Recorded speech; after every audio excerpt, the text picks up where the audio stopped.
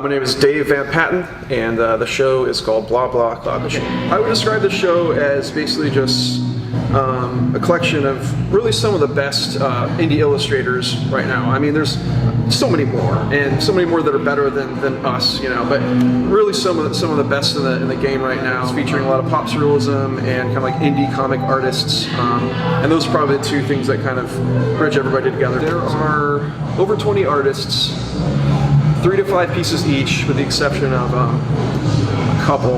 Like Luke Pelletier, actually one of my favorite artists. I mean, I'm a total geek boy about his art. He has just one big painting, and Paul Wendell has one big painting, but the rest of them have about 3 to 5 pieces. So I've always really been a big fan of Greg Gleason. I kind of feel like he's like my long lost brother or something, and I'm sure a lot of people feel like that because they resonate with his work. But yeah, you know, I've really kind of just identified with his kind of weird characters and like animal heads and stuff like that, and you know, I do work like that myself.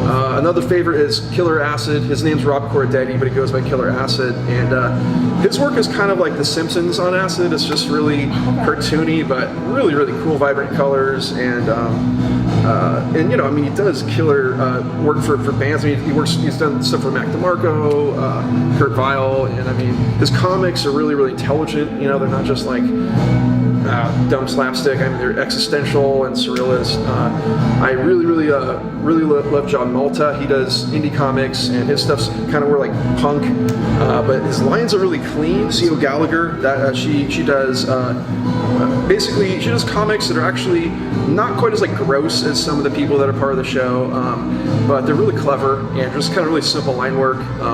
I want people to see work that they've never seen before, which I think will happen. I think a lot of these artists are really well known in New York and even as close as LA, but Long Beach doesn't seem to have as much of a scene for this kind of thing. So I really want people's eyes to be open to this new kind of type of art, you know, this pop surrealism that really is blowing up everywhere, and I want to advertise it to Long Beach a little bit more, you know.